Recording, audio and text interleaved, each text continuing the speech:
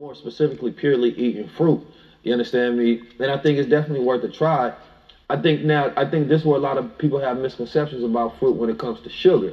You understand me? Because people don't believe that you can break down the sugar that's in fruit because they think of it in the same way they think about white sugar or other types of sugar. Sucrose, pentose, maltose, Can and all you get that. the people to break down on sugar and why you can eat fruit without worrying about the sugar aspect? Of course. So when you got sugar, you got three main bases of sugars. You got galactose, which is produced by the black woman's breast. You have fructose, which is actually naturally occurring in your fruits. And then you have glucose, which is naturally occurring in your vegetables. All right. So I already told y'all earlier in the interview that your fructose yields 12,000 angstroms of energy.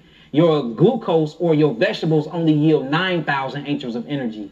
Fruits is good. The only way I can heal diabetes 1 or 2 is by way of fructose. When you get somebody with diabetes and they're insulin dependent, you have something called the islands of Langerhans. So they'll say that sugar raises the glucose. You a glucose load on fruits, which is a total lie. Every diabetic patient that I've had that had 1 or 2 hyperglycemia that had or diabetes mellitus, we healed them on an all fruit diet with herbs. Now, this is the reason why.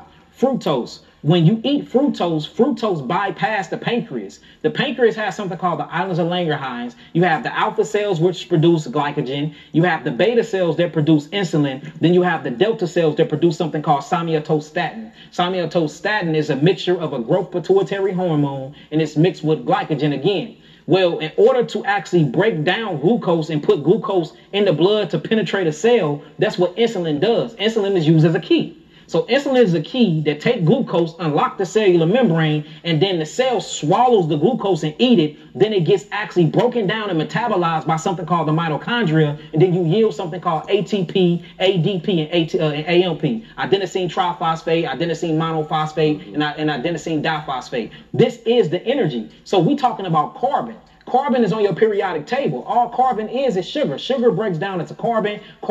What happens is you eat some sugar, right? You will eat the sugar. Once the sugar gets converted in the body, it is CHO. What the conversion is taken out of that hydrogen, because hydrogen is acidic. So once you take the hydrogen out of the CHO, it's just carbon and oxygen. This is alkaline. So sugar is alkaline.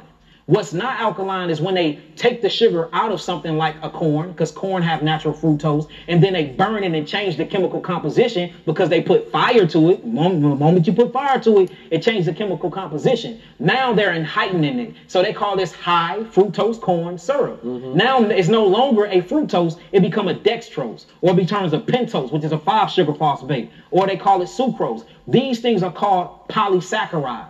See that we're not talking about monosaccharides. Monosaccharides is what's in your fruits, what's in your vegetables. Polysaccharides is what they're creating in these white man's bad for us. But back to the fructose. Let me show you how amazing fruits is.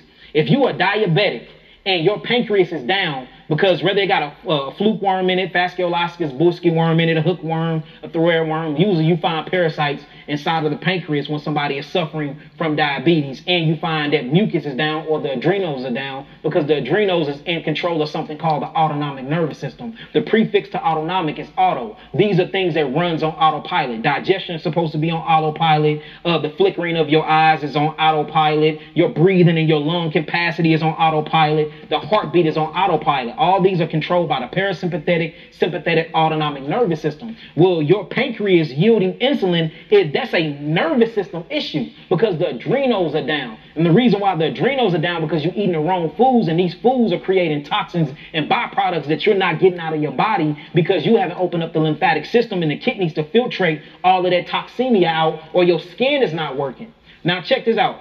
That's the pancreas being down. So what food can I eat that don't break down the glucose? The only other food that I got is fructose. Now, would you glucose load for a couple of days? Yes, you will, because you introducing your body to a new sugar. But it's a natural occurring sugar by Yahweh. Look, so you have 2 types of digestion, right? You have pancreas digested enzymes that break down the actual glucose. Not only that, the pancreas yield the islands of Langerhans and yields insulin to turn that key to bring glucose to the cell so you can have energy. Fructose completely bypass the pancreas. It go a lipid route. This lipid route is through the liver, and then it's called cellular infusion, where the actual sugar will infuse itself in the cell and don't even use the pancreas. And there's plenty articles, the government articles written up on this, and we have the clinical trials with at least 100 diabetics that prove this stuff, that we healed them on an all-fruit diet with minimum herbs. So let me ask you, because that was a beautiful breakdown, first of all. You understand me? I can definitely tell you well studied in your science.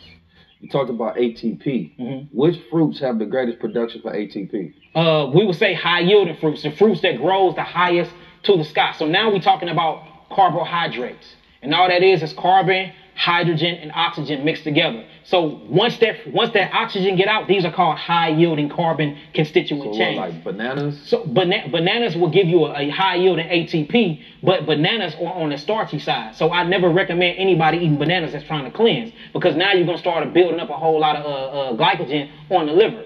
You see what I'm saying? So we would say things like mangoes, coconut water, very electrical, cucumbers, very electrical. Now we're starting to get into something that you would call H302 change, not H2O, which is water like this.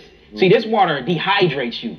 That's why the more this water you drink, the more dehydrating you are. See, but if you drink the beautiful thing about fruits is not only can you eat the fruit to get the macro substance, but the micro substance, which is the structured jelly water called H302 in it, is your hydrative factor. So you're supposed to eat your fruits for your water and for your macro constituents. You see what I'm saying? Yeah, so you're getting the water and the air at the same time. So I like that, because for the adenosine triphosphate, when you utilize cordyceps, that's one of the things that it increases, right? The ATP production. So when you're working out, it's consistently giving you oxygen. You understand me? And what happens, when people work out and why you get those aches, you understand me, is because, you're not getting enough oxygen to that muscle. So if you consistently getting oxygen while you working out, then you can work out more and more and more and more and more. That's why I asked that, because if a person takes that particular dietary recommendation or lipid recommendation, when it comes to, I think you said coconut, mango, cucumbers, watermelon, fruits, berries, and melons. Fruits is your highest. Berries is your highest, because berries have the oxygenators. Them are your antioxidants. You know what I'm saying? Them are where all of your biophotons and bioflavonoids. So now I want to get to the biophotons and the berries in a second. I want to talk about your mushrooms though, because you talking about the cordyceps. Them are high yielding. But if you look at the chemical makeup of cordyceps, and they're really a fungi rather than a mushroom. Yeah, and we're talking about the actual mycelium network. This is an invisible network that everything is. Without mushrooms, we wouldn't even be here. Everything exists off this mycelium network. But guess what is the main chemical constituents of mushrooms? Carbon. Well, guess what carbon is? Sugar. Glucose, galactose, and fructose. So even when you get into the mushroom kingdom, you're still talking about a high sugar diet. Now, there's another thing that you said in there. You talked about the lymphatic system. But I heard you speak on the idea that you don't truly believe in the immune system. No. And I know the lymphatic system is key for the immune system.